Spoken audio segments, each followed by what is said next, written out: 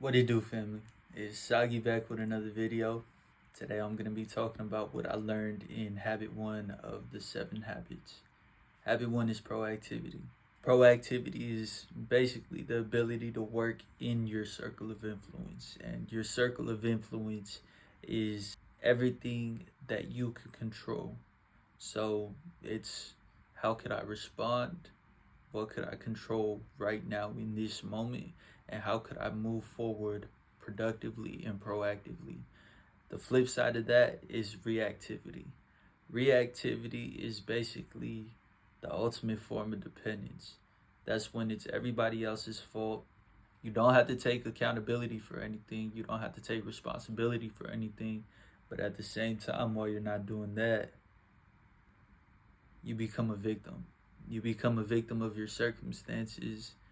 You don't really have a say in anything, but you could complain about everything.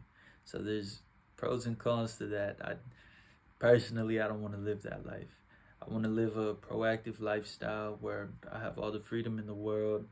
I could take on any responsibility in the world.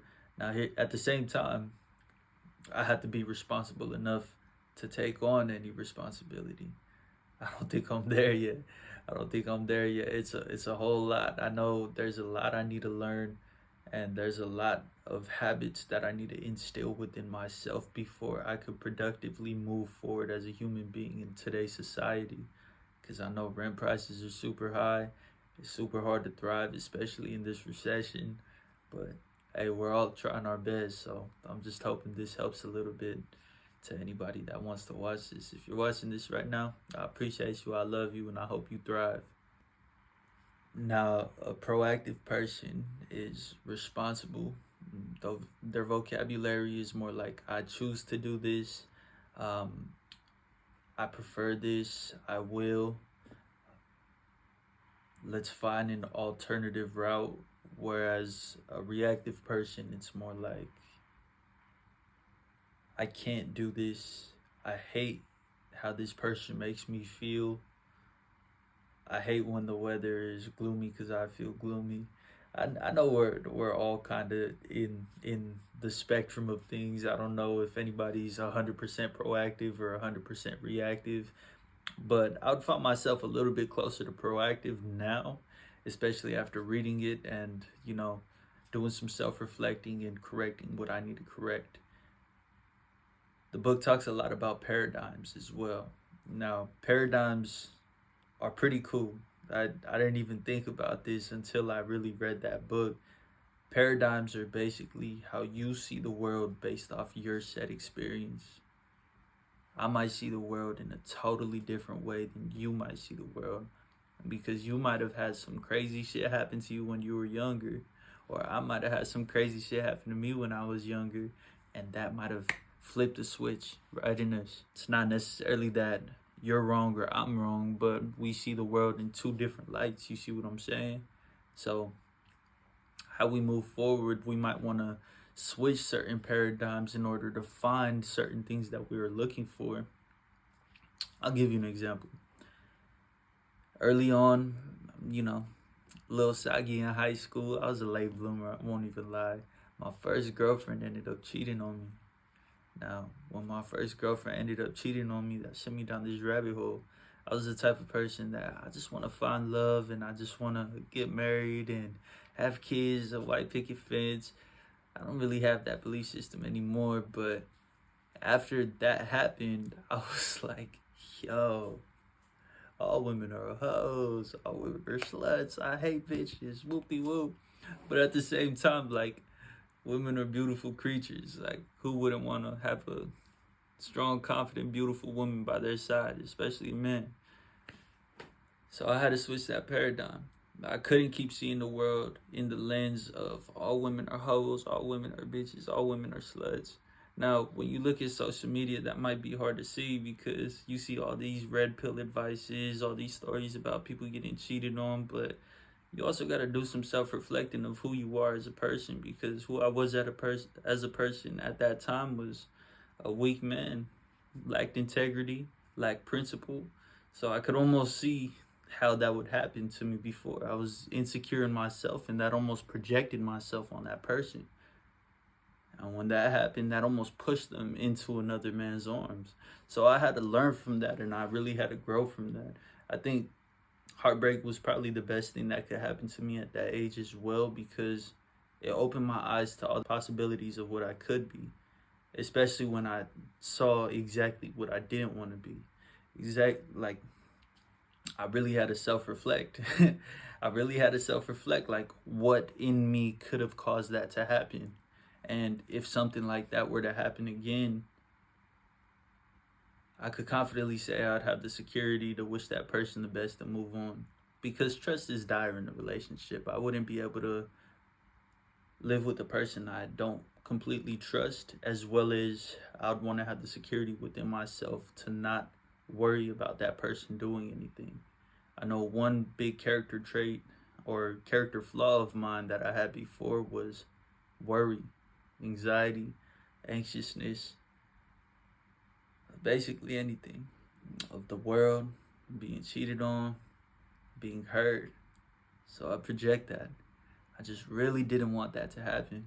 But God got a way of making the things that you really don't want to happen to come into frame. But if you focus on what you do want to happen, you can see the world in a totally different light. So I used to, especially junior year, I used to be scared of the world. I used to have anxiety attacks all the time. I was in the ER because I thought I was having a heart attack twice. And when I tell you, it's so embarrassing to just go in to the emergency room and be like, I'm having a heart attack. I'm having a heart attack. I know I'm dying. I know I'm dying. And then the doctor's like, nah, bro, you're fine. You're just tripping. That hurts so bad. It's like, damn, what the fuck? I thought I was dying for sure. What is this? What is this anxiety that I'm dealing with? Then I had to take on meditating. I had to learn how to become one with my thoughts and understand that I'm here in this world. I'm a soul controlling a body. I have this video game theory that my soul is the player, my mind is the controller, and my body is the avatar that I created throughout my daily habits.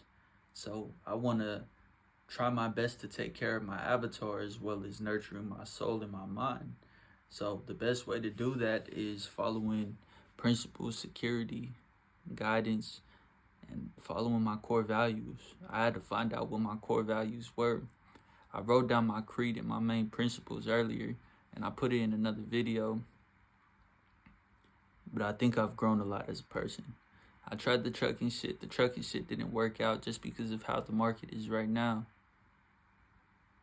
But deep down, I know I will succeed. I will make something of myself. I know what my future holds. I only think win-win situations for me and for anybody around me. I only want to be around winners that are happy for me winning, as well as I'm only going to be happy for them winning as well. Now, before, the old me used to be bitter, used to be angry, used to be jealous. If something good happened to my brother, it would eat me up inside. I didn't know why I did that, but it would. I almost felt like him having it took it away from me. But now I'm living in abundance. Now I see him win and I celebrate it like it's my win. I understand that I'll get it. But now that he got it, I feel like I got it. Because that's my brother, that's my blood, that's my family. And I wish him nothing but the best. And it's so good to have that security within myself to love that person truly. Now I used to think money was everything. In the 7 habits, there's certain centers of people. And the certain center that I aligned with the most, which is not good, is money. I used to think that if I had all the money in the world, I'd be good. If I have all the money in the world, I'll be completely fine. That just ain't the case. Now, I could have all the money in the world, but if I lose the people closest to me, what's the point? What is the point of having everything in the world if you can't share it with the ones you love? Of having nobody you love? So I really had to self-reflect. I really had to change my habits. I really had to change my way of thinking. And I think in that way, trucking was a blessing because I understood getting away from my family was the greatest way to make me grateful for my family. But yeah, that's habit one. I love y'all.